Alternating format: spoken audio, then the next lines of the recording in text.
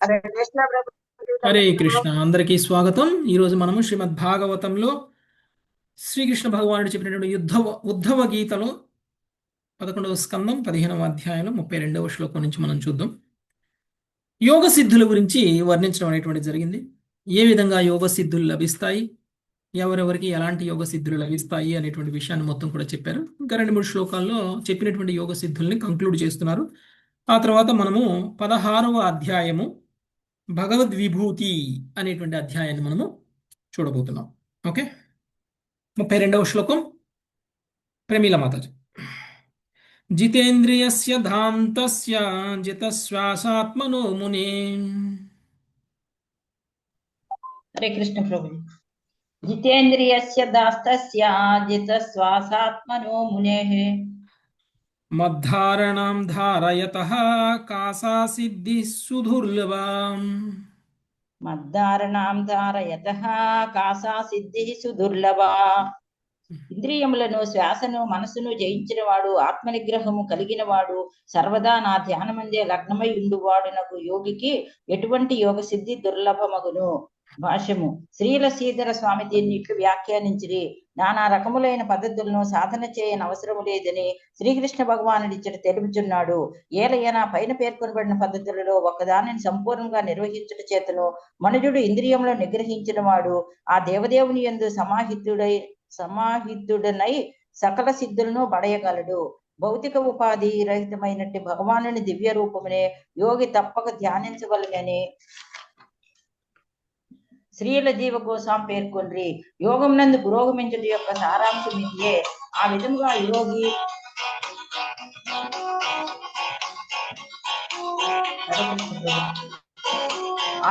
యోగి దేవదేవుని దేహం నుండి సకల సిద్ధులను అతి సులభముగా పొందగలడు. హరే కృష్ణ ప్రభుజీ. దండోత్సవం. హరే కృష్ణ.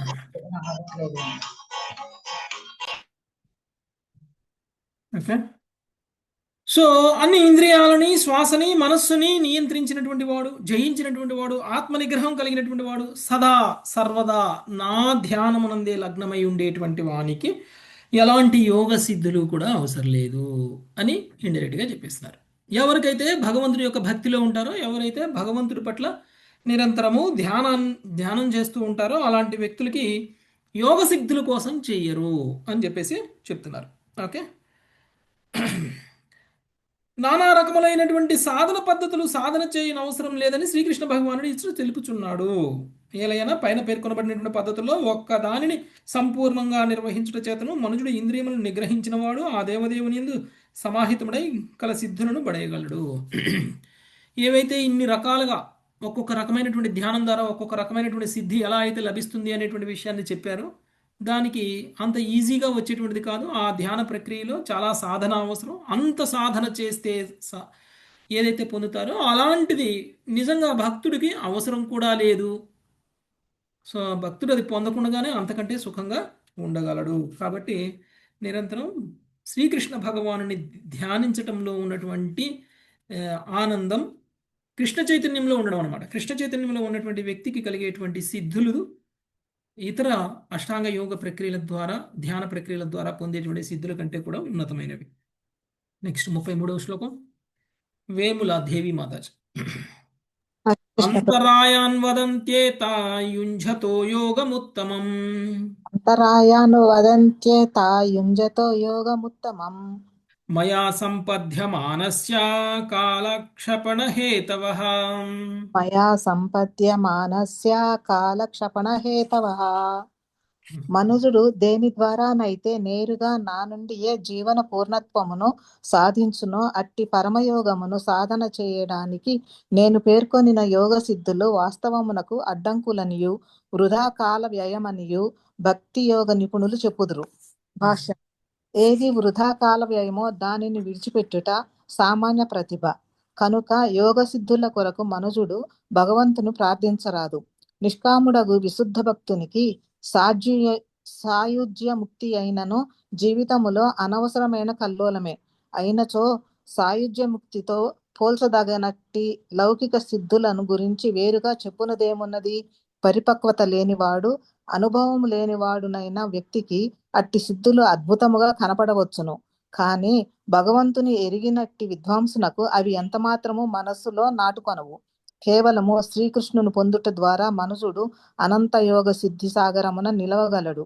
కనుక అతడు ప్రత్యేకముగా యోగ సిద్ధులకై యత్నించుటలో విలువైన కాలమును వ్యర్థపరుపరాదు. హరే కృష్ణ ప్రభుజీ. ఆధ్యాత్మిక సాధన విషయంలో మనం గడిపేటువంటి ప్రతి క్షణం కూడా చాలా విలువైనది. ఏ క్షణాన్ని కూడా మనం వృధా చేయకూడదు. ఎందుకంటే మనకున్నటువంటి సమయం చాలా తక్కువగా ఉంది. ఉన్న తక్కువ సమయంలోనే మనం ఎంతో సాధించాలి ఆధ్యాత్మికంగా. స్వయంగా శ్రీకృష్ణ భగవాన్ని పొందాలంటే ఒక జన్మ సరిపోదు, కొన్ని జన్మలు కావాలి. అలాంటిది ఉన్న ఒక జన్మలో మనకి కలిగినటువంటి జ్ఞానం ద్వారా మనము ఆధ్యాత్మికంగా పురోగమించాలి అనేటువంటి ప్రయత్నం చేసే సమయానికి సగం వయసు అయిపోతుంది, సగం జీవితం అయిపోతుంది, లేదంటే ముప్పావు జీవితం అయిపోతుంది. మిగిలిన పావు జీవితంలో లేకపోతే అర జీవితంలో అదని ఇదని ఆ సాధనని ఈ సాధనని అక్కడికి వెళ్ళటం ఇక్కడికి వెళ్ళటం ఆ ప్రక్రియ ఈ ప్రక్రియ చేసేస్తే మనకున్న ఆ కాస్త సమయం కూడా వృధా అయిపోతుంది. ఓకే. రెండవది, ఏదైతే సాధనలు ఇప్పటి వరకు శ్రీకృష్ణ భగవానుడు చెప్పారో ఆ సాధనలు అన్నీ కూడా కాల వ్యయము అనేటువంటి విషయాన్ని స్వయంగా శ్రీకృష్ణ భగవానుడే చెప్తున్నారు. కాలం వృధా అంటే ధ్యాన ప్రక్రియ ద్వారా, అంటే ఇప్పటి వరకు చెప్పిందంతా మనకేంటండి, సిద్ధులు దేనివల్ల వస్తాయని చెప్పారు? ధ్యాన ప్రక్రియ ద్వారా వస్తాయి అని చెప్పారు. ఆ ధ్యాన ప్రక్రియ కాలం వృధా అని చెప్తున్నారు. డైరెక్ట్గా కృష్ణుడే చెప్తున్నారు, ఎవరో చెప్పట్లా. భాష్యంలో ప్రభుపాదుల వారు చెప్పట్లా, డైరెక్ట్గా కృష్ణుడే చెప్తున్నారు. దానికంటే నేను చెప్పిన విధంగా భక్తి యోగంలో ఉన్నటువంటి వ్యక్తి ఉత్తమమైనటువంటి వాడు. అలాంటి వ్యక్తి సమయాన్ని వృధా చేయడం లేదు. ఎవరైతే ఇప్పటి వరకు నేను చెప్పినటువంటి పద్ధతుల ద్వారా సిద్ధుల్ని సాధిస్తున్నారో వాళ్ళు కాలాన్ని వృధా చేస్తున్నారు. ఎందుకు అంటే ఆ యోగ ప్రక్రియలో వాళ్ళు పొందినటువంటి సిద్ధులే వాళ్ళ ఆధ్యాత్మిక ప్రగతికి అవరోధాలు అవుతున్నాయి. ఓకే. అంటే ఆధ్యాత్మికంగా పురోగమించట్లేదు వాళ్ళ మెడిటేషన్ ద్వారా అనేటువంటిది మనకి తెలియజేస్తున్నారు. కాబట్టి కాలం వృధా చేయకుండా ఆధ్యాత్మికంగా ఉండాలి అంటే ఏం చేయాలి? కృష్ణుడు చెప్పినటువంటి విధంగా మనం జీవన పూర్ణత్వాన్ని సాధించాలి. కృష్ణుడు ఎక్కడ చెప్పారు, ఎప్పుడు చెప్పారు? కృష్ణుడు భగవద్గీత చెప్పారు కదా. కృష్ణుడు భగవద్గీతలో ఏమని చెప్పారు? మన్మనాభవ మద్భక్త అన్నారు, నా భక్తుడు కా అని అన్నారు. భక్తులు అయితే చాలు, ఇంకేం చేయని అవసరంలా. ఇలాంటి యోగ సిద్ధులు సాధించేటువంటి సాధనలు మనం చేయాల్సినటువంటి అవసరం లేదు. నేను చెప్పిన విధంగా నువ్వు సాధన చెయ్యి అని చెప్తున్నాను. ఓకే. నెక్స్ట్ 34వ శ్లోకం శిరీష మాతాజీ. జన్మౌషధి తపో మంత్రైర్ యవతీరిహ సిద్ధయః జన్మౌషిధ తపో మంత్రైర్యావతీరిహ సిద్ధయః యోగేనాప్నోతి తాః సర్వా నాన్యైర్యోగగతిం వ్రజేత్. యోగేనాప్నోతి తాః సర్వా జ్ఞాన్యైర్యోగగతిం వ్రజేత్. ఉత్తమ జన్మము ఔషధులు తపస్సు మంత్రములు మున్నుగు వాటిచే లభ్యమయ్యేడి యోగ సిద్ధులు నా ఎడ భక్తి యోగము చేత సాధించబడును. నిజముగా మనుజుడు అన్యోపాయము చేత వాస్తవమైన యోగ సిద్ధిని సాధింపజాలడు. భాష్యము. దేవతా జన్మముచే జీవుడు సహజముగానే పలు యోగ సిద్ధులను పొందగలడు. సిద్ధలోకమున జన్మించుటచే అప్రయత్నముగా అతడు అష్టప్రధాన సిద్ధులను పడేయగలడు. అట్లే చేపగా జన్మించుటచే జీవుడు జలమునకు అభేద్యుడగును. పక్షిగా జన్మించుటచే అతడు ఎగిరే సిద్ధిని పొందగలడు. భూత జన్మముచే అంతర్ధాన సిద్ధిని, ఇతరుల దేహములలో ప్రవేశించడి సిద్ధిని అతడు పొందగలడు. జన్మము ఔషధులు తపస్సు మంత్రములచే యోగ సిద్ధులను పొందవచ్చునని పతంజలి ముని పలికెను. అయినను అట్టి సిద్ధులు తొట్టదొడకు వృధా కాల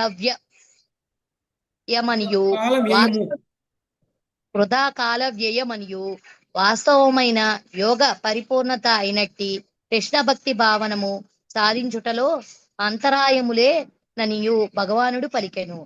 భక్తి యోగ విధానమును త్యజించి కృష్ణేతరమైన ధ్యాన లక్ష్యములకై అన్వేషించువారు నిక్కముగా బుద్ధిహీనులే అయ్యుందురు. యోగులమని చెప్పుకొనినను స్వీయేంద్రియ తృప్తికే ప్రయత్నించువారు నిక్కముగా కుయోగులు లేదా భోగియోగులు అనబడుదురు. తాము అల్పేంద్రియములను కలిగి ఉండగా భగవానుడు పూర్ణేంద్రియములను కలిగి ఉన్నాడని గాని భగవానుని పూర్ణేంద్రియములను సంతుష్టిపరచుటకే వాస్తవముగా యోగము ఉద్దేశించబడినదని గాని కుయోగులు ఎరుగుజాలరు. కనుక యోగ సిద్ధిలో నామమాత్ర సుఖమును పడయగోరి శ్రీకృష్ణ పాదార విందములను త్యజించిన వారు నిస్సందేహముగా తమ యత్నములో భంగపడుదురు. దేవదేవుని యందు ఏకాంత జ్ఞానముచే మనుజుడు యోగగతిని అనగా చరమ యోగ లక్ష్యమును సాధించగలడు. శ్రీకృష్ణుని లోకమున వసించుచు అతడ ఆధ్యాత్మిక విభూతులను అనుభవించుటయే చర్మ యోగ లక్ష్యము. హరే కృష్ణ ప్రభు. హరే కృష్ణ. ఓకే, ఏమేమైతే యోగ విధానాల ద్వారా పొందేటువంటి సిద్ధులు ఉంటాయో అలాంటి సిద్ధులు భక్తులైనటువంటి వాళ్ళకి ఆటోమేటిక్గా కలుగుతాయి. వాళ్ళు ఏమి ప్రత్యేకంగా ఇంత సాధన చెయ్యకపోయినా వాళ్ళకి అనుకోకుండానే వద్దనుకున్నా కానీ దొరుకుతాయి. అంటే భక్తిలో సైడ్ ప్రోడక్ట్స్ అనమాట, ఇవన్నీ సైడ్ ఎఫెక్ట్ అనమాట. ఒక గాలిలో ఎగరడము అనేటువంటిది ఒక యోగ సిద్ధి అని దానికోసం జీవితం మొత్తం సాధన చేస్తే ఒక పక్షి కూడా ఎగరగలుగుతుంది. అయితే ఆ యోగ సిద్ధితో మనం సాధించేది ఏంటి? లేదు, నీళ్లలో కూడా నేను మునిగి బ్రతకగలను, నీళ్లు కూడా నన్ను ఎలాంటి విధంగా బాధ పెట్టవు, నీళ్లలో పడిపోయినా కానీ నేనేమీ చావను, అలాంటి యోగ సిద్ధి కావాలి. దానికి జీవితాంతం ప్రయత్నం చేసి అలాంటి యోగ సిద్ధి పొందినా కానీ ఒక చేప కూడా ఉంటుంది కదా, ఒక చేప కూడా ఉంటుంది కదా. సో అలా అనేక రకాలైనటువంటి జంతువులకు ఉన్నటువంటి సిద్ధుల్ని మనం పొందాలి అని అనుకునేటువంటి ప్రయత్నం చేయడం ఆధ్యాత్మిక ప్రక్రియ అవుతుందా? లేకపోతే ఈ సిద్ధులు కాదు మనకు ముఖ్యం, ఆధ్యాత్మికంగా పురోగమించాలి అని అంటే స్వయంగా యోగేశ్వరుడైనటువంటి భగవంతుడి పట్ల ధ్యానం, భగవంతుడి పట్ల స్మరణం, భగవంతుడి పట్ల కీర్తన, ఇవి చేయడం వల్ల మనకి కలిగేటువంటి లాభం అనేటువంటిది ఎక్కువ అనేటువంటిది స్వయంగా శ్రీకృష్ణ భగవానుడు చెప్తున్నారు. కాబట్టి ఏదైతే భక్తి యోగం ద్వారా ఒక జీవుడు సాధిస్తాడో అది అన్య ఉపాయాల ద్వారా సాధించేటువంటి వాటితోటి కంపేర్ చేయడానికి కూడా లేదు, అంతకంటే ఎక్కువగానే భక్తి యోగి సాధిస్తాడు. కాబట్టి కృష్ణుని యొక్క పాదార విందాలను త్యజించినటువంటి వాడు నిస్సందేహంగా బుద్ధిహీనుడు. ఇంకోటి చాలా డైరెక్ట్గా భాష్యంలో చెప్పేస్తున్నారు, ఎవరైతే ధ్యానం ద్వారా ఆధ్యాత్మిక పరిపూర్ణతను సాధించాలి అనేటువంటి ప్రయత్నం చేస్తున్నారో వాళ్ళకి తెలియని విషయం ఏంటంటే వాళ్ళు తెలివి తక్కువ వాళ్ళు అని అర్థం. అది చెప్పేస్తున్నారు ఇక్కడ. తెలివి తక్కువ వాళ్ళు మాత్రమే ఇలా చేస్తారు, తెలివైన వాళ్ళు చెయ్యరు. ఎందుకంటే ఆ ధ్యానం ద్వారా పొందినటువంటిది ఒక పక్షికో, ఒక చేపకో, లేకపోతే ఒక ఇతర జీవులకు, ఒక భూతానికి కూడా ఉంటుంది. ఒక భూతం కూడా ఒక చోట నుంచి మాయమైపోయి ఇంకో చోటానికి వెళ్ళిపోతుంది. పరకాయ ప్రవేశం భూతం కూడా చేస్తుంది. భూతం చేసే పని మనం చేయాలి అని అనుకోవడం బుద్ధిహీనమా? లేకపోతే భూతంలో జన్మిస్తే సరిపోతుంది కదా మనం నెక్స్ట్ జన్మలో కదా. భూతంలో జన్మిస్తే పొందేటువంటి దానికి యోగ సిద్ధుల ద్వారా పొందాల్సినటువంటి అవసరం లేదు. నెక్స్ట్ 35వ శ్లోకం. సుజాత మాతాజీ. సర్వసామపి సిద్ధీనాం హేతుః పతిరహం ప్రభుః. సర్వసామపి సిద్ధీనాం హేతుపతిరహం ప్రభుః. అహం యోగస్య సాంఖ్యస్య ధర్మస్య బ్రహ్మవాదినాం. అహం యోగస్య సాంఖ్యస్య ధర్మస్య బ్రహ్మవాదినాం. ప్రియమైన ఉద్ధవ, యోగమునకు, సాంఖ్యమునకు, బ్రహ్మవాదులకు నేనే కారణము, రక్షకుడను మరియు యోగ సిద్ధులకు ప్రభువును అయి ఉన్నాను. భాష్యము. శ్రీల శ్రీధర స్వామి అభిప్రాయమును అనుసరించి ఇచ్చట యోగ అను పదము లౌకిక జీవన విముక్తిని సూచించును, సాంఖ్య అను పదము మోక్ష ప్రాప్తిని సూచించును. ఈ విధముగా శ్రీకృష్ణ భగవానుడు కేవలము లౌకిక యోగ సిద్ధులకే కాక మహోన్నతమకు మోక్ష సిద్ధులకు కూడా పతి అయి ఉన్నాడు. పుణ్య కార్యాచరణముని చేచు చే పుణ్య కార్యాచరణచే మనుజుడు మోక్షమునకు దారి తీసడి సాంఖ్యము అనగా జ్ఞానము బడయవచ్చును. అట్టి కార్యములకు దానితో పాటు సాధారణ జనులకు ధర్మబోధ కావించడి వేద బోధకులకు కూడా శ్రీకృష్ణ భగవానుడు హేతువు, రక్షకుడు, ప్రభువు అయి ఉన్నాడు. పలు రీతులలో శ్రీకృష్ణుడే ప్రతి జీవునికి నిజమైన ధ్యాన లక్ష్యము, పూజా లక్ష్యము అయి ఉన్నాడు. శ్రీకృష్ణుడే తన శక్తి విస్తారము ద్వారా సమస్తమై ఉన్నాడు. కృష్ణ భక్తి భావనమని పిలువబడేది ఈ సరళమైన అవగాహనయే యోగ విధానము యొక్క పరమ పూర్ణత్వము. హరే కృష్ణ ప్రభుజీ, ధన్యవాదాలు. యోగానికి, సాంఖ్యానికి, ధర్మానికి, బ్రహ్మవాదులకి అందరికీ కూడా మూలం ఎవరు అనంటే శ్రీకృష్ణ భగవానుడు. ఆయనే రక్షకుడు. ఆయన వల్లనే ఆయనే యోగ సిద్ధులకి ప్రభువు. ఎవరైనా సరే ఏదైనా సరే ఒక యోగ సిద్ధిని ఎందుకు పొందాలి అనేటువంటి ప్రయత్నం చేస్తారు అనంటే ఆ యోగ సిద్ధి ద్వారా వాళ్ళకి భౌతిక లాభం రావాలని, లేదు అనంటే ఆ యోగ సిద్ధిని ఉపయోగించి వాళ్ళని వాళ్ళు రక్షించుకోవాలని, వాళ్ళు పురోగమించాలి భౌతికంగా అనేటువంటి ఉద్దేశంతో చేస్తారు. అలా ఎన్ని రకాల యోగ సిద్ధుల్ని పొందితే అన్ని రకాలుగా వాళ్ళని వాళ్ళు సురక్షితంగా ఉంచుకోగలరు. అంటే మన రక్షణ మన బాధ్యత అని అనుకున్నప్పుడు మనకి ఇవన్నీ కావాలి. ఒకవేళ మన రక్షణ కృష్ణుడి బాధ్యత అని అనుకున్నప్పుడు కృష్ణుడికి ఈ యోగ శక్తులన్నీ ఉన్నాయి. ఏదో ఒక యోగ శక్తిని పొంది ఆ యోగ శక్తి ద్వారా మనల్ని మనం రక్షించుకోవాలి అనుకోవడం ఉత్తమమైన తెలివితేటల. లేదు అని అంటే అన్ని యోగ సిద్ధులు ఉన్నటువంటి ఒక వ్యక్తి దగ్గరికి వెళ్ళి ఆయన ఆశ్రయంలో ఉండడం తెలివి తక్కువతనం. ఏదో ఒక యోగ సిద్ధిని పొంది ఆ యోగ సిద్ధి ద్వారా మనము ఉద్ధరింపబడాలి అనుకోవడం తెలియగలుగుతామా, లేదా అన్ని యోగ సిద్ధులు ఉన్నటువంటి ఒక వ్యక్తి దగ్గర ఆశ్రయంలో ఉండడము అనేటువంటిది తెలియగలుగుతామా?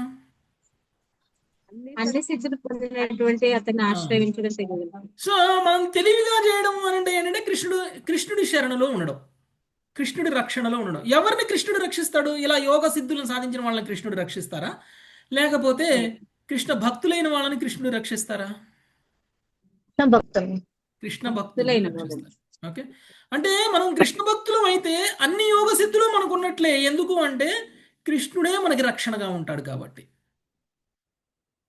ఇంకోటి, దేవతాలోకాల్లో ఒకవేళ మనం చేసినటువంటి భక్తిలో పురోగమించలేకపోతే మనం ఎక్కడికి వెళ్ళి జన్మిస్తామండి? దేవతా లోకాల్లో జన్మిస్తాం, లేకపోతే సిద్ధుల లోకాల్లో జన్మిస్తాం. సిద్ధుల లోకాల్లో జన్మిస్తే 8 సిద్ధులు ఆటోమేటిక్గా మనకు వచ్చేస్తాయి. దేవతా లోకాల్లో పొందితే కూడా చాలా వరకు సిద్ధులు వాళ్ళకు కూడా ఉంటాయి. వాళ్ళు కూడా అంతర్ధానం అవ్వగలరు, వాళ్ళు కూడా ఎక్కడికంటే అక్కడికి వెళ్ళిపోగలరు, వాళ్ళు కూడా తేలిగ్గా మనోవేగంతో పరిగెత్తగలరు. ఓకే, మరి అలాంటప్పుడు ఇక మనకి భక్తులుగా అయితే ఇలాంటి సిద్ధులన్నీ కూడా ఒక భక్తిలో పురోగమించాలి అని ప్రయత్నం చేసేటువంటి వ్యక్తి చివరికి పరిపూర్ణత సాధించకపోయినా కానీ దేవతాలోకాల్లోనో సిద్ధుల లోకాల్లోనో జన్మలు తీసుకోవడం ద్వారా కూడా వాళ్ళకి ఈ సిద్ధులన్నీ వచ్చేస్తున్నప్పుడు ఏదో ఒక సిద్ధి కోసం ప్రయత్నం చేసి ఆ సిద్ధిని పొందుతామో లేదో గ్యారంటీ లేకుండా, దాని ద్వారా అటు భౌతికమైన ప్రగతి లేకుండా అటు ఆధ్యాత్మిక ప్రగతి లేకుండా వచ్చే జన్మలో ఏ పక్షిగానో ఏ పాముగానో ఏ జంతువుగానో జన్మించడం తెలివిగలతనమా లేకపోతే తెలివిలేనితనమా? సో అది చాలా బుద్ధి తక్కువైనటువంటి పని అని చెప్తున్నారు. కాబట్టి కృష్ణ భక్తి భావనలో మనం చాలా సరళంగా సాధన చేయొచ్చు, పరిపూర్ణత్వాన్ని కూడా చాలా సరళంగా పొందవచ్చు. సిద్ధులు ఆటోమేటిక్గా అవి వస్తాయి, పైగా కృష్ణుడి రక్షణలో మనం ఉంటాము. నెక్స్ట్ 36వ శ్లోకం. లావణ్యమాతజీ. అహమాత్మాంతరో బాహ్యో అనావృత సర్వదేహినాం. అహమాత్మంతరో బాహ్యో నావృతః సర్వదేహినాం. యథా భూతాని భూతేషు బహిరంతః స్వయం తథా. యదా భూతాని భూతేషు బహిరంతః స్వయం తదా. ఒకే భౌతిక తత్వములు సకల భౌతిక దేహముల యొక్క అంతర్బాహ్యములలో నెలకొని ఉన్నట్లు నేను దేని చేతను కప్పబడను.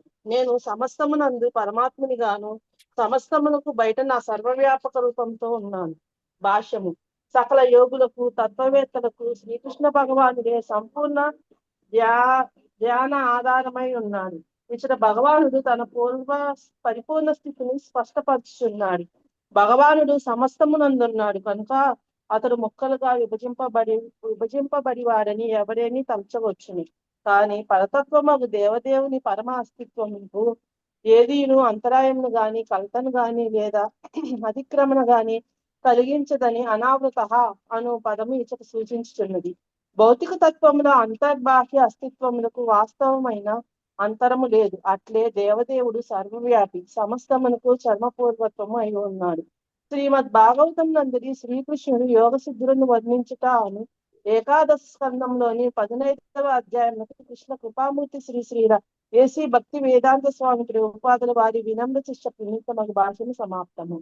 హరే కృష్ణ ప్రభు. ధన్యవాదాలు. భగవంతుడు సర్వవ్యాపకంగా మొత్తంగా ఉన్నారు. అంతేకాకుండా ఏదైతే మనం చూస్తున్నామో ఈ భౌతిక విశ్వానికి పరంగా కూడా ఉన్నారు. అంటే అంతర్బహిర్, లోపల ఉన్నారు, బయట ఉన్నారు. ఓకే, సో ఈ విధంగా ఒక జీవుడిని చూస్తే ఒక భూతాని భూతేషు అంటే ఒక జీవుడికి పరమాత్మ, ఆత్మకి ఆత్మ, ఆత్మకి పరమాత్మ. ఓకే, సో ఆ విధంగా భౌతిక తత్వాలుతో చేయబడినటువంటిది భగవానుడు కాదు, ఆయన ఆధ్యాత్మికము. ఏ విధంగా అయితే ఆత్మ ఎవరితోటి చంపబడదు, ఎవరితోటి ముక్కలు చేయబడదు, తడవదు, అగ్నితో జ్వలింపబడదు, ఎలానో అలానే భగవంతుడు కూడా అలానే సర్వవ్యాపకంగా ఉన్నారు. అంతర్బహిర్, లోపల ఉన్నారు, బయట ఉన్నారు. మనలోనూ ఉన్నారు, మన బయట ఉన్నారు. ఈ భౌతిక ప్రకృతిలోనే ఉన్నారు, ఈ భౌతిక ప్రకృతికి పరంగా కూడా ఉన్నారు. అది భగవంతుడి యొక్క గొప్పతనం. శ్రీమద్ భాగవతం నందలి శ్రీకృష్ణుడు యోగ సిద్ధులను వర్ణించుట అనేటువంటి ఏకాదశ స్కందములోని 15వ అధ్యాయముకు కృష్ణ కృపామూర్తి శ్రీల ఎసి భక్తి వేదాంత స్వామి ప్రభుపాదుల వారి వినమ్ర శిష్య ప్రణీతముగు భాష్యము సమాప్తము. ఇప్పుడు 16వ అధ్యాయం భగవద్ విభూతి. చదవండి మాతాజీ. శేషరత్నం మాతాజీ సమ్మరీ చదవండి ఒకసారి. హరే కృష్ణ ప్రభుజీ. దేవదేవుడగు భగవద్ విభూతి. దేవదేవుడగు శ్రీకృష్ణుడు జ్ఞాన వీర్య ప్రభావతి విశేష శక్తుల రూపంలో తన ప్రకటన విభూతులకు ఈ అధ్యాయంను వర్ణించును. భగవంతుడు సకల తీర్థములను చరమాశ్రమకు శ్రీకృష్ణుని శ్రీ ఉద్ధవుడు ఇట్లు స్తుతించెను. భగవంతుడు ఆద్యాంతరహితుడు. జీవులందరి ఉత్పత్తి పోషణము వినాశనముచే అతడే కారణం. అతడే సకల జీవులకు పరమాత్ముడు. సకల జీవుల యందు గూఢముగా నున్నవాడే అతడు సమస్తమును కాంచుచుండును. ఇంకొక ప్రక్క బద్ధ జీవులు అతని మాయచే భ్రమితులై అతనిని చూడజాలకుందురు. శ్రీకృష్ణ భగవాన్ని ఈ రీతిగా స్తుతించిన పిమ్మట శ్రీకృష్ణుడు ఉద్ధవుడు స్వర్గ మధ్య నరకలోకములను సకల దిక్కుల యందును భగవద్విభూతులను తెలుసుకుని వలసినని తన కోరికను వెల్లడించెను. అప్పుడు దేవదేవుడు ఆ విభూతులన్నింటినీ వర్ణించెను. పిదపాతడు తేజస్సు, సౌందర్యము, యశస్సు, ఐశ్వర్యము, లజ్జ, దానము, మనోహరత్వము, సౌభాగ్యము, వీరత్వము, తితిక్ష, జ్ఞానము మొన్నగు ప్రకటములు కేవలము తన నుండి విస్తరించినవే అని పలికెను. ఈ భావముల నేను ఆకాశ పుష్పము వలె కేవలము కల్పనలో నెలకొని ఉండినని 2 ఆలోచనలు మానసిక చేర్పు కలములై ఉన్నవి. భౌతిక విభూతులను యథార్థములు కావు కనుక మనుజుడు వాటిని అతిగా తలంపరాదు. భగవంతుని విశుద్ధ భక్తులు బుద్ధిని ఉపయోగించి తమ వాక్కును, మనస్సును, ప్రేమను చక్కగా నియంత్రించి ఆ విధముగా భక్తిభావనతో తన అస్తిత్వమును పరిపూర్ణము అనర్చుకుందురు. ఓకే, సో భగవద్ విభూతుల గురించి ఈరోజు మనం చూద్దాము. ఏ విధంగా స్వయంగా భగవంతుడే తన శక్తి ద్వారా ఎలా ఉన్నారు అనేటువంటిది తెలుసుకుందాం. మొదటి శ్లోకం మళ్ళీ శ్రీమాతాజీ. శ్రీ ఉద్ధవ్ వాచ. హరే కృష్ణ. శ్రీ ఉద్ధవ్ వాచ. త్వం బ్రహ్మ పరమం సాక్షాత్ అనాద్యంతమపావృతం. త్వం బ్రహ్మ పరమం సాక్షాద్ అనాద్యంతమపావృతం. సర్వేషామపి భావానాం త్రాణాస్థిత్యప్యయోద్భవః. సర్వేషామపి భావానాం త్రాణాస్థిత్యప్యయోద్భవః. శ్రీ ఉద్ధవుడు పలికెను, దేవా, నీవు ఆద్యంతరహితుడువు, సాక్షాత్తుగా పరబ్రహ్మము, దేని చేతను పరిమితము కానివాడు అయి ఉన్నావు. సమస్తమునకు నీవే రక్షకుడివి, పోషకుడివి, సృష్టి లయకారుడివి. ప్రభుపాల్వారి భాష్యము. అన్నింటికన్నను ఘనమైన వాడును సమస్తమునకు కారణుడని బ్రహ్మ అను పదము పదమునకు అర్థము భగవంతునిగా పరతత్వమునందు అత్యున్నత తత్వము అనంతమగు ఆధ్యాత్మ విభూతులకు ఆశ్రయము అయిన కారణమున శ్రీకృష్ణుని ఉద్ధవుడి ఇచ్చట పరమం లేదా పరబ్రహ్మాన్ని సంబోధించినాడు. సాధారణ జీవులకు భిన్నముగా భగవద్భూతులు ఎన్నడను కాలముచే పరిమితము కావు.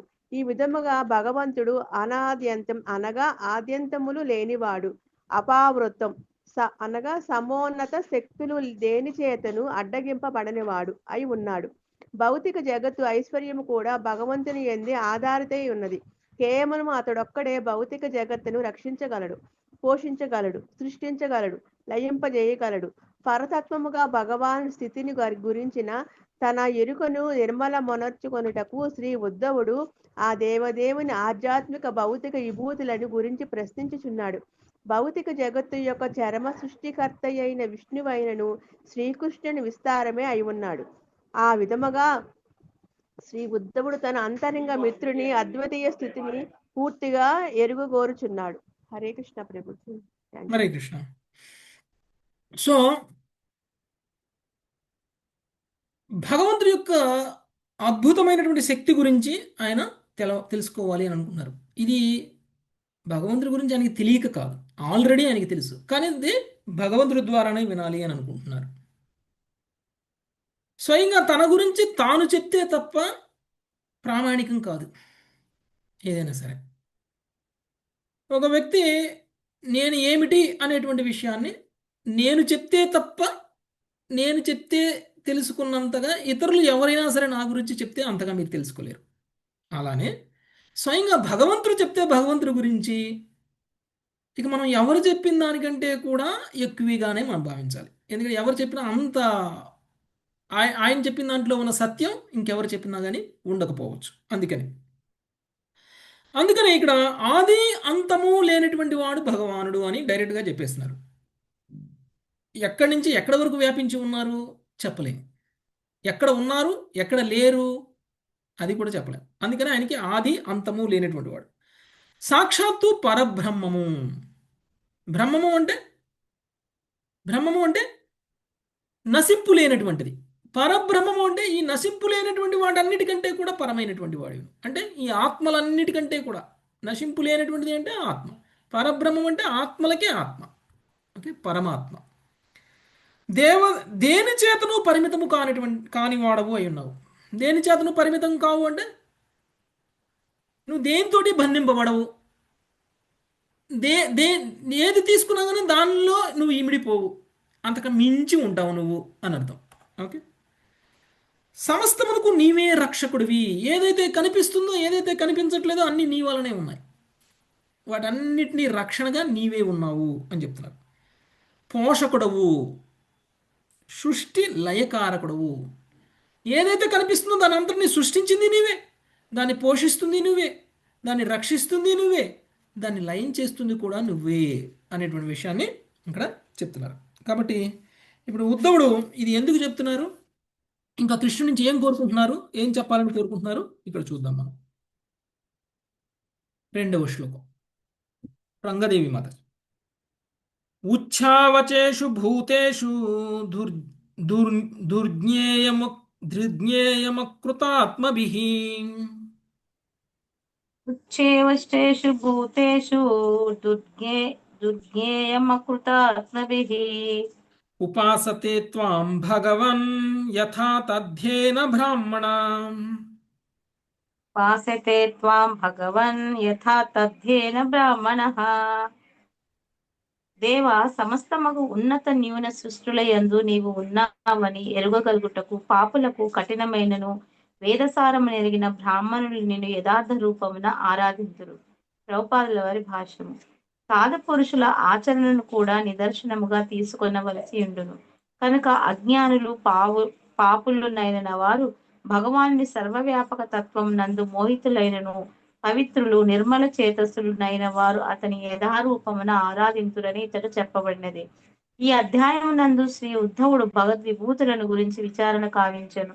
ఇచ్చట ఉచ్ఛావశేషు భూతేషు అనగా ఉచ్చ నీచ సృష్టుల యందు అను పద సముదాయము భౌతిక జగత్తులో ప్రకటనమై ఉండేది బాహ్య భగవద్విభూతులనే స్పష్టంగా సూచించును. సాధువులకు బ్రాహ్మణులు లేదా వైష్ణవులు సమస్తమునందు శ్రీకృష్ణుని ఆరాధించినను భగవంతుని సృష్టిలో వైవిధ్యమును గుర్తింతురు. ఉదాహరణకు శ్రీ విగ్రహారాధనలో భక్తులు భగవానుని దివ్య రూపమును అలంకరించుటకు చక్కని ఫల పుష్పములను ఆభరణములను ఎంచుకొని చుందురు.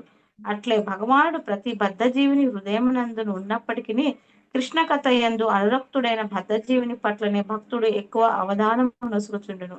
భగవంతుడు సర్వత్రా ఉన్నప్పటికీ ఆ దేవదేవుని సేవార్థము భక్తులు ఉచ్చ నీచ సృష్టుల యందు అతని సన్నిధిని గురించి అంతరమును చూపుచుండు. హరే కృష్ణ ప్రభు. ధన్యవాదాలు ప్రభు. సమస్తమగు ఉన్నత న్యూన సృష్టి యందు నీవు ఉన్నావని ఎరుగగలుట పాపులకు కఠినమైనను వేదసారమును ఎరిగినటువంటి బ్రాహ్మణులని యథార్థ రూపమున ఆరాధింతురు. ఇక్కడ వేదసారం తెలిసినటువంటి బ్రాహ్మణులు అంటే వేదాలు చదివిన బ్రాహ్మణులు అని కాదు. వేదాలు చదివిన బ్రాహ్మణులు వేరు, వేదసారం తెలిసిన బ్రాహ్మణులు వేరు. ఏంటి తేడా? వేదసారం తెలిసిన బ్రాహ్మణులకి వేదం చదివిన బ్రాహ్మణులకి తేడా ఏంటి? అంటే జ్ఞానుల ప్రభుజీ. కాదు. వేదసారం ఏంటండి? వేదసారం భగవద్గీత భాగవతం ప్రభుజీ. భగవంతుని తెలుసుకోవడమే ఆ, వేదసారం. వేదాల ద్వారా తెలుసుకోబడేది ఎవరు? భగవంతుడు. శ్రీకృష్ణుడు. శ్రీకృష్ణుడు. సో అలా శ్రీకృష్ణుడు దేవాది దేవుడు అని తెలుసుకున్నటువంటి వాళ్ళు వేదసారాన్ని తెలుసుకున్నటువంటి వాళ్ళు. సో శ్రీకృష్ణుడు దేవాది దేవుడు అని తెలుసుకున్నటువంటి వాళ్ళు వేదసారాన్ని తెలుసుకున్నటువంటి వాళ్ళు అయితే మరి వేదాలను చదివి అది తెలుసుకొని వాళ్ళకంటే వాళ్ళు గొప్పవాళ్ళ కాదా? గొప్పవాళ్ళే ప్రభుజీ. మరి వాళ్ళకి వీళ్ళకి తేడా ఏంటంటే వాళ్ళు భక్తులు, వీళ్ళు భక్తులు కాదు. వాళ్ళు వైష్ణవులు, వీళ్ళు వైష్ణవులు కాదు. ఓకే. అలాంటి వైష్ణవుడికి భగవంతుని యథార్థ రూపంలో తెలుసుకోగలుగుతారు, యథార్థ రూపంలో ఆరాధిస్తారు. కానీ అలాంటి గొప్ప శ్రీకృష్ణ భగవానుడు గురించి ఉన్నత న్యూన సృష్టులలో ఉన్నటువంటి భగవానుడు అంటే ఎక్కడెక్కడ ఉన్నట్టు? ఉన్నత సృష్టి అంటే ఏంటి? న్యూన సృష్టి అంటే ఏంటి? ఉన్నత సృష్టి అంటే భగవద్ రాజ్యం, ఆధ్యాత్మిక లోకం. ఆధ్యాత్మిక లోకం.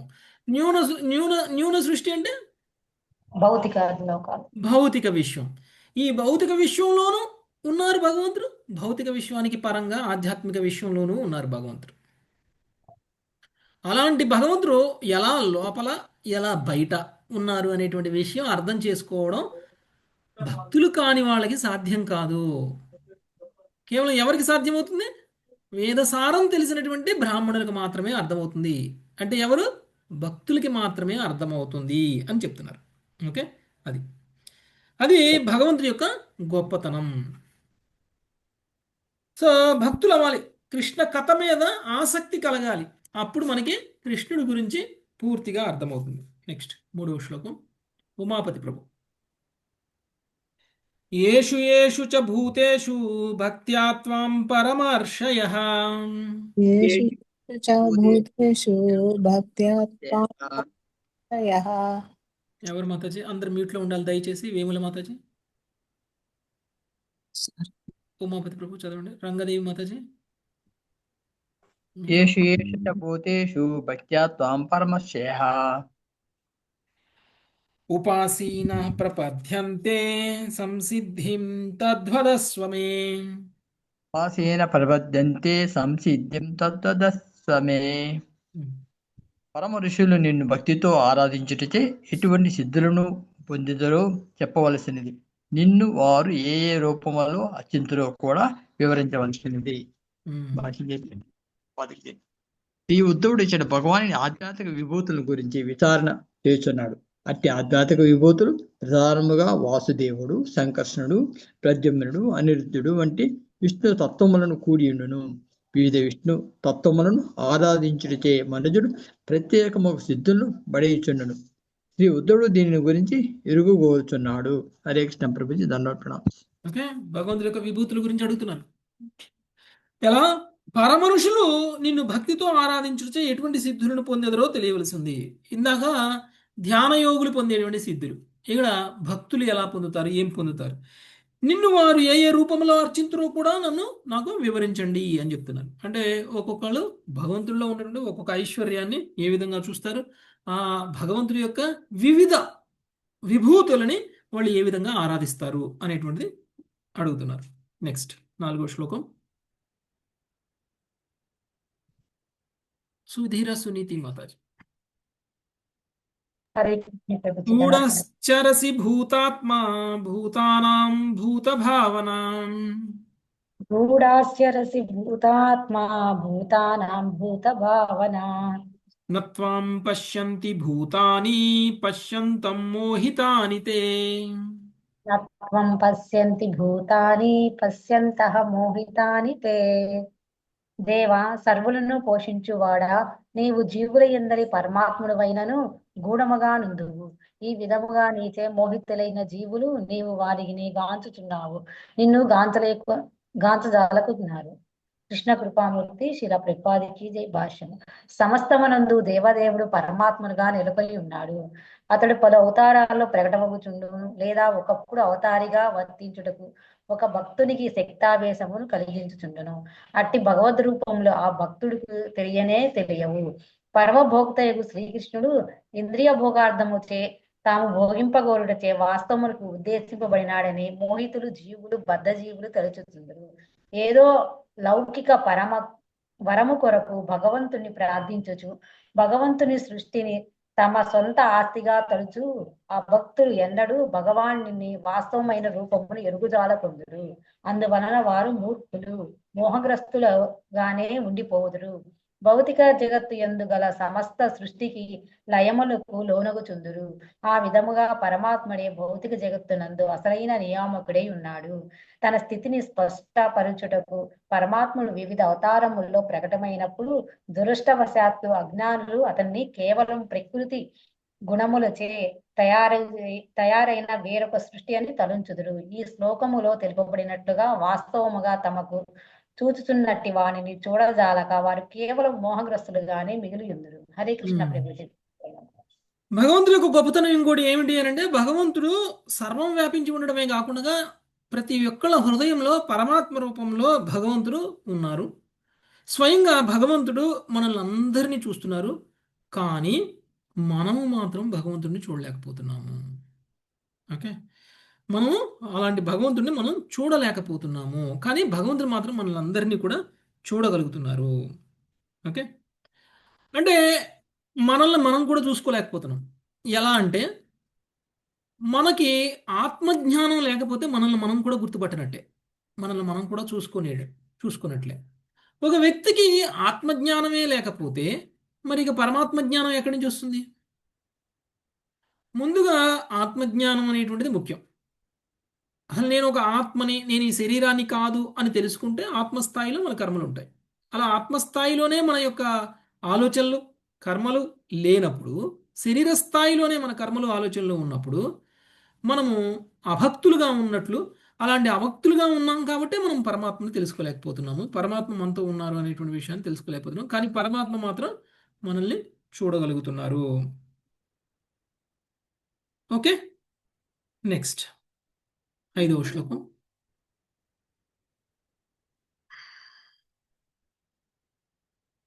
నాగలక్ష్మి మాతాజీ. హరే కృష్ణ ప్రభు.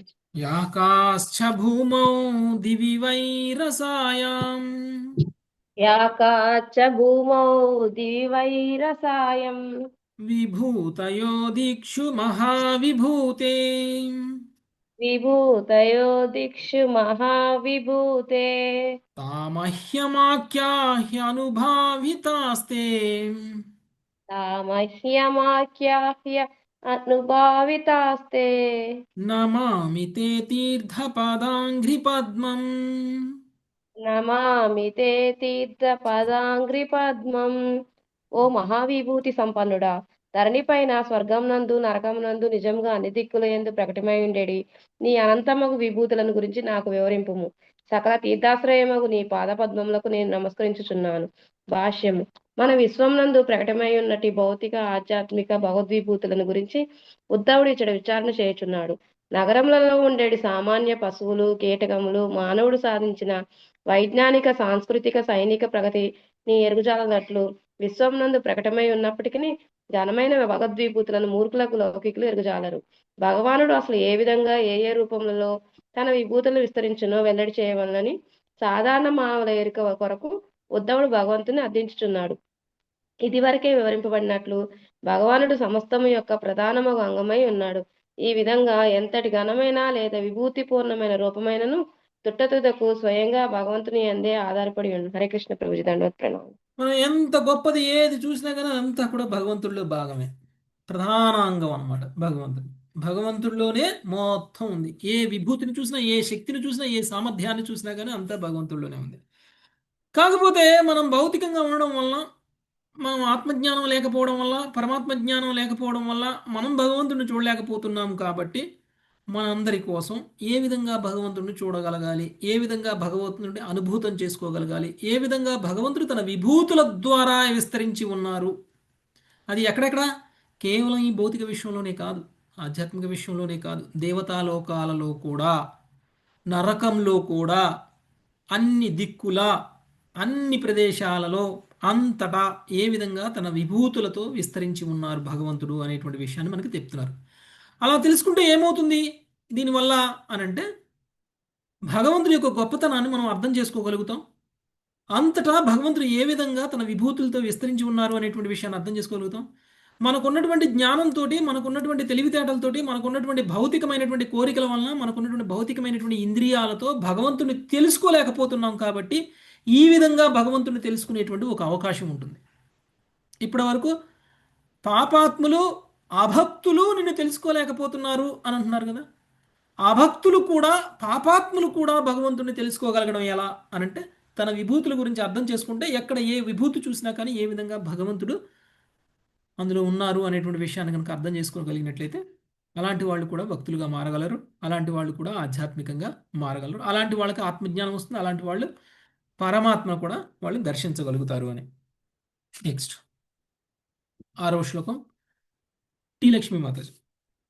శ్రీ భగవానువాచ శ్రీ భగవానువాచ ఏవమేతదహం పృష్టః ప్రశ్నం ప్రశ్నవిదాం వరా. ఏవం తదహం దృష్టం ప్రశ్నః ప్రశ్నం ప్రశ్నవిదాం వరా. యుత్సన వినశనే సపత్నేరర్జునేన వై. యుత్సాన వినాశనే సపనైర్జనైనవై.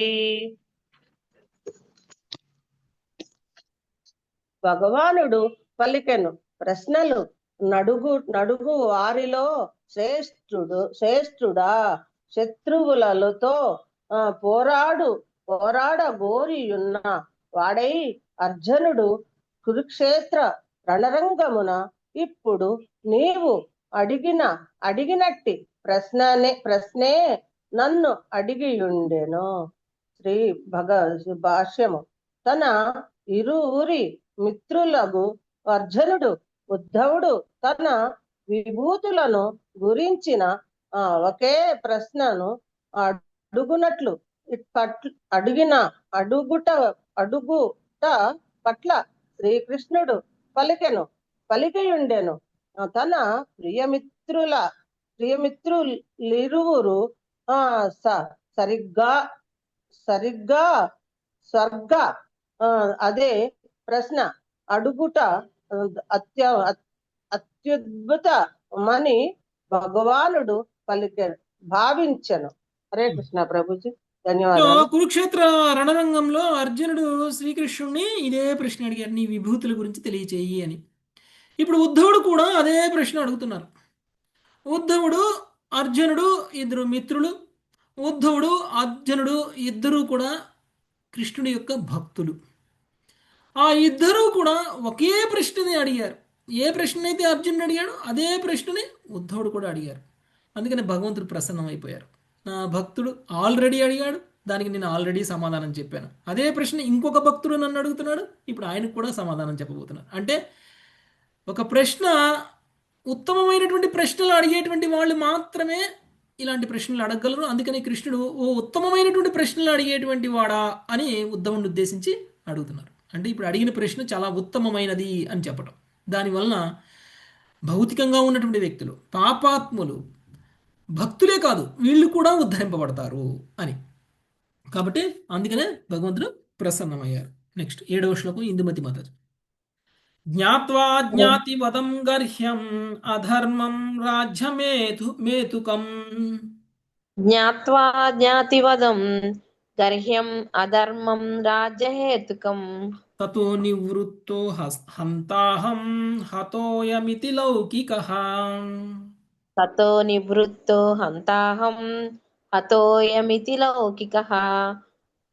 బంధువధ అత్యంత హేయమైనదని, అధర్మ కార్యమని, కేవలము రాజ్యకాంక్షతో కూడినదని కురుక్షేత్ర రణరంగమున అర్జునుడు తలచెను. అందువలన అతడు, నేను బంధువులను చంపిన వాడను కాగలను, వారు నశించిపోవుదురు అని తలచుచు యుద్ధ నివృత్తుడయ్యను. ఆ విధముగా అతడు లౌకిక చిత్తంతో దుఃఖితుడయ్యను. భాష్యము. శ్రీ అర్జునుడు ఏ పరిస్థితుల్లో ప్రశ్నలు అడిగినో ఉద్ధవునకు శ్రీకృష్ణ భగవానుడు ఇతట వివరించుతున్నాడు. హరే కృష్ణ ప్రభుజీ దండవత్ప్రణామం. అర్జునుడు ఏ పరిస్థితుల్లో ప్రశ్న అడిగాడు, ఇంతకు ముందు శ్లోకంలో అర్జునుడు కూడా ఇదే ప్రశ్న అడిగాడు అని చెప్పారు. ఆ ప్రశ్న అడిగినటువంటి సందర్భం ఏమిటి అనేటువంటి విషయాన్ని ఇప్పుడు కృష్ణుడు చెప్తున్నారు. బంధువుల యొక్క వధ అనేటువంటి అత్యంత హేయమైనటువంటిది, అది అధర్మ కార్యం.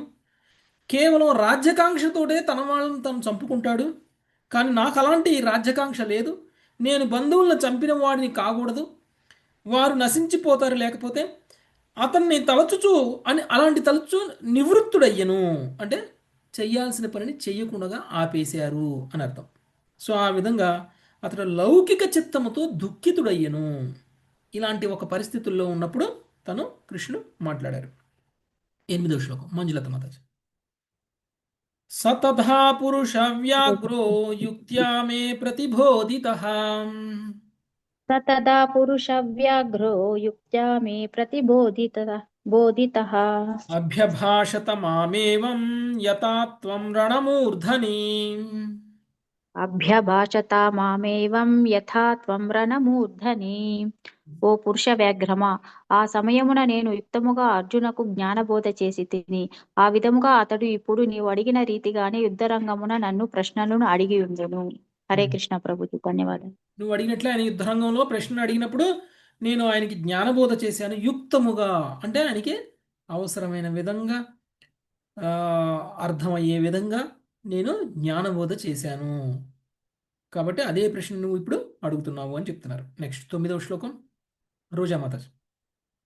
అహమాత్మోద్ధవామీశాం భూతానాం సుహృదీశ్వరః. అహమాత్మోదవామీశాం భూతానాం సుహృదీశ్వరః. అహం సర్వాణి భూతాని తేషాం స్థిత్యుద్భవాప్యయః. అహం సర్వాణి భూతాని తేషాం స్థిత్యుద్భవాప్యయః. ఉద్ధవ, సకల జీవులకు నేను పరమాత్ముడను కనుక సహజముగానే నేను వారి హితైషిని పరమ నియామకుడను అయి ఉన్నాను. సకల జీవుల యొక్క సృష్టికర్త, పోషకుడు, లయకారకునిగా నేను వారిని అభిన్యుడనై ఉన్నాను. భాష్యము.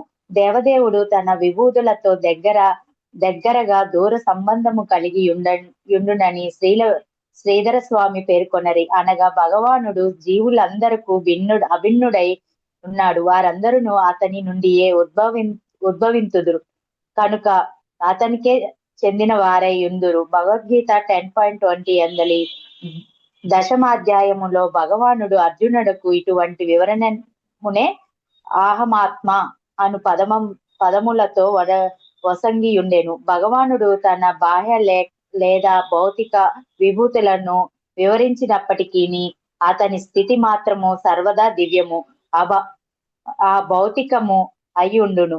దేహము నందున్న జీవుడు దేహమునకు ప్రాణము నొసంగినట్లు తన పరమశక్తిచే భగవానుడు సకల విశ్వ విభూతులకు ప్రాణము నొసంగుచుండును. హరే కృష్ణ ప్రభుజీ ధన్యవాదాలు.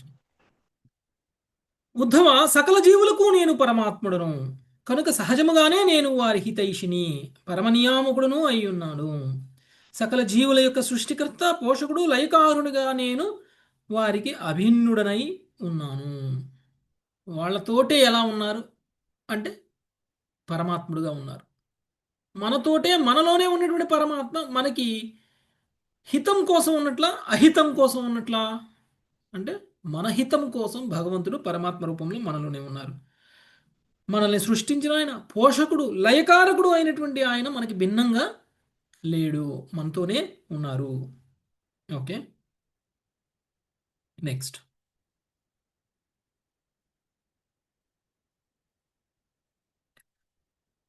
ఇలాంటి ఒక మీనింగ్ వచ్చే విధంగానే 10.20వ శ్లోకంలో అహం ఆత్మ అనేటువంటి పదాన్ని ఉపయోగించి శ్రీకృష్ణుడు అర్జునుడికి చేసినటువంటి విభూతి యోగం ఏదైతే ఉందో అందులో కూడా ఇదే విషయాన్ని తెలియజేయడం అనేటువంటి జరిగింది. నెక్స్ట్ 10వ శ్లోకం రంగదేవి మాత చదవండి. అహం గతిర్గతిమతాం కాలః కలయతామహం. హరే కృష్ణ ప్రభు. ఒక్కసారి శ్లోకాన్ని చెప్పండి. 10వ నంబర్. ప్రభు హరే కృష్ణ. హరే అహం కృష్ణ. గతిర్గతిమతాం కాలః కలయతామహం. అహం గతిర్గతిమతాం కాలః కాలయతామహం. గుణానాం చాప్యహం సామ్యం గుణిన్యౌత్పత్తికో గుణః. గుణానాం చాప్యహం సామ్యాం గుణేనో యత్పాత్తికో గుణః. ప్రగతిని కోరి వారి చర్మ లక్ష్యమును నేను, నియంత్రించు వారిలో నేను కాలమును. ప్రకృతి గుణములలో సౌమ్యమును, ధర్మాత్ములలో సహజ గుణమును నేనే అయి ఉన్నాను. హరే కృష్ణ ప్రభు. ధన్యవాదాలు. ఎవరు ఏ రకమైనటువంటి ఆధ్యాత్మిక సాధన చేసినా కానీ ఆ ఆధ్యాత్మిక సాధన యొక్క అంతిమ లక్ష్యాన్ని నేను అని చెప్తున్నారు కృష్ణుడు. అంటే చివరికి కృష్ణుడిని పొందకపోతే మనం లక్ష్యాన్ని పొందినట్ట లేదు ప్రభు. లేదు. అదే చెప్తున్నారు ఇక్కడ. మనం ఏదో ఒక ఆధ్యాత్మిక సాధన ద్వారా ముందుకెళ్తాం. ఏదో నిరాకార బ్రహ్మ ఆరాధనో, లేకపోతే ఏ ధ్యానమో, లేకపోతే ఏ జ్ఞానమో, లేకపోతే ఏ కర్మ ద్వారానో మనము అంతిమ లక్ష్యాన్ని పొందాలి అనేటువంటి ప్రయత్నం చేస్తే ఆ అంతిమ లక్ష్యం స్వయంగా శ్రీకృష్ణుడే. నియంత్రించే వారిలో నేను కాలమును. కాలం కంటే ఎవరైనా ఎక్కువగా ఏదైనా నియంత్రించగలరా? కాల ప్రభావం ఎలా ఉంటుంది అని అంటే కాలాన్ని ఎవరూ ఆపలేరు, కాలమే అంతటినీ ఆపేస్తుంది. ఓకే, ప్రకృతి గుణములలో సామ్యమును, ధర్మాత్ములలో సహజ గుణమును నేనే అయి ఉన్నాను. ఓకే, నెక్స్ట్ అంటే మంచి వాళ్ళలో మంచి నేను అని చెప్తున్నారు, ధర్మాత్ములలో ధర్మాన్ని నేను. నెక్స్ట్ 11వ శ్లోకం ప్రమీల మాతాజీ. గుణినామప్యహం సూత్రం మహతాంచ మహానహం. గుణినామపహ్యం సూత్రం మహతాం చ మహానహం. సూక్ష్మానామప్యహం జీవో దుర్జయానామహం మనః. సూక్ష్మానామప్యహం జీవో దుర్జయానామహం మనః. గుణయుతములైన వాటిలో నేను ప్రధాన సూత్రతత్వమును, మహత్తరమైన వాటిలో నేను సంపూర్ణ భౌతిక సృష్టిని అయి ఉన్నాను. సూక్ష్మమైన వాటిలో నేను ఆత్మను, దుర్జయమైన వాటిలో నేను మనస్సును అయి ఉన్నాను. హరే కృష్ణ ప్రభుజీ. మనస్సును జయించడం ఎవరి వల్ల కాదు కాబట్టి అలాంటి జయించలేనటువంటి వాడిని నేను అని చెప్తున్నారు ఇండైరెక్ట్ గా. గుణయుతములైనటువంటి వాటిలో నేను ప్రధాన సూత్రతత్వమును, మహత్తరమైనటువంటి వాటిలో నేను సంపూర్ణ భౌతిక సృష్టిని అయి ఉన్నాను. యాక్చువల్గా భౌతిక సృష్టిని చూస్తే చాలా గొప్పగా అనిపిస్తుంది కదా. ఆహా, ఎన్ని వైవిధ్యాలు ఉన్నాయి, ఇన్ని వైవిధ్యాలు ఉన్నటువంటి ఈ భౌతిక సృష్టిని ఎవరు సృష్టించారు, ఎలా సృష్టించారు, ఇంత అందంగా, ఇంత పర్ఫెక్ట్గా, ఇంత గొప్పగా భౌతిక సృష్టిని ఎలా సృష్టించారు చూడండి. భౌతిక సృష్టిలో ఏదైనా సరే భౌతిక సృష్టి ఏదైనా సరే తనలో కలిపేసుకుంటుంది. అలానే తన నుంచే మళ్ళీ సృష్టి అనేటువంటిది వచ్చేస్తుంది. ఎంత గొప్పగా ఉందో చూడండి. ఇలాంటి ఒక గొప్ప భౌతిక సృష్టిని నేను అని అంటున్నారు. ఎవరు సృష్టించారు దాన్ని? స్వయంగా భగవానుడు. మహత్తరమైనటువంటి వాటిలో మహత్తరమైనది అంటే భౌతిక సృష్టి, దాన్ని కూడా భగవంతుడే సృష్టించారు. సూక్ష్మమైన దానిలో నేను ఆత్మను. యాక్చువల్గా కృష్ణుడు భగవద్గీతలో ఏమని చెప్పారంటే, సూక్ష్మమైన దానికంటే సూక్ష్మమైన దానిలో కూడా నేను వెళ్ళగలను అనేటువంటి విషయాన్ని చెప్పారు. అంటే ఆత్మలో కూడా ఆయన వెళ్ళగలరు, అంతటా ఆయన ఉన్నారు కదా. ఆత్మల్లో కూడా ఆయన ఉన్నారు, శరీరంలోనే ఆత్మతో పాటు పరమాత్మ ఉన్నారు అని చెప్తున్నాం కదా మనం. కానీ కృష్ణుడు ఏం చెప్పారు? శరీరంతో పాటు, శరీరంలో ఉన్నటువంటి ఆత్మతో పాటు పరమాత్మ ఉండడం కాదు, శరీరంలో ఉన్నటువంటి ఆత్మ లోపల కూడా ఆయన ఉన్నారు. అది పరమాత్మ యొక్క గొప్పతనం. ఇక దుర్జయమైనటువంటిది అంటే ఎవరు జయించలేనటువంటిది మనస్సు. అలాంటి మనసును కూడా నేనే అయి ఉన్నాను అని చెప్తున్నారు. నెక్స్ట్ 12వ శ్లోకం లావణ్య మాతాజీ. హిరణ్యగర్భో వేదానాం మంత్రాణాం ప్రణవ స్త్రివురుం హిరణ్యగర్భో వేదానాం మంత్రానాం ప్రణవస్త్రిభృత్ అక్షరాణామకారోస్మి పథాని ఛందసామహం. అక్షరానామకారోస్మి పదాని ఛందసామహం. వేదములలో నేను వాటి ఆది బోధకుడును బ్రహ్మను. అన్ని మంత్రములలో ప్రణవమును, అక్షరములలో ఆకారమును, పవిత్ర ఛందస్సులలో గాయత్రి మంత్రమును అయి ఉన్నాను. హరే కృష్ణ ప్రభుజీ, ధన్యవాదాలు. వేదములలో నేను ఆది బోధకుడునకు బ్రహ్మను. బ్రహ్మ కూడా భగవంతుడి యొక్క విస్తారము. అన్ని మంత్రములలో ప్రణవమును నేను. ప్రణవం అంటే ఓంకారం. అక్షరములలో అకారాన్ని నేను. పవిత్ర ఛందస్సులో గాయత్రి మంత్రమును నేను అయి ఉన్నాను. ఓకే, సో ఇవన్నీ కూడా మనకి భగవద్విభూతులు 10వ అధ్యాయంలో వస్తుంది. అందులో అవన్నీ కూడా తెలియచేశారు మనకి. సో ఇంకా ఏమేమి విభూతుల గురించి తను తెలియచేస్తారు ఇక్కడ అనేటువంటిది మనము మిగిలింది రేపు చూద్దాం మాతాజీ. ఈరోజుకి ఇక్కడ కాపుదాం. Thank you very much. Hare Krishna. వంచాకల్పతరుభ్యశ్చ కృతవాసిందుభ్యేవ చ పతితానాం పావనేభ్యో వైష్ణవేభ్యో నమో నమః. హరే కృష్ణ హరే కృష్ణ కృష్ణ కృష్ణ హరే హరే రామ హరే రామ రామ రామ హరే హరే. హరే రామ హరే రామ రామ రామ హరే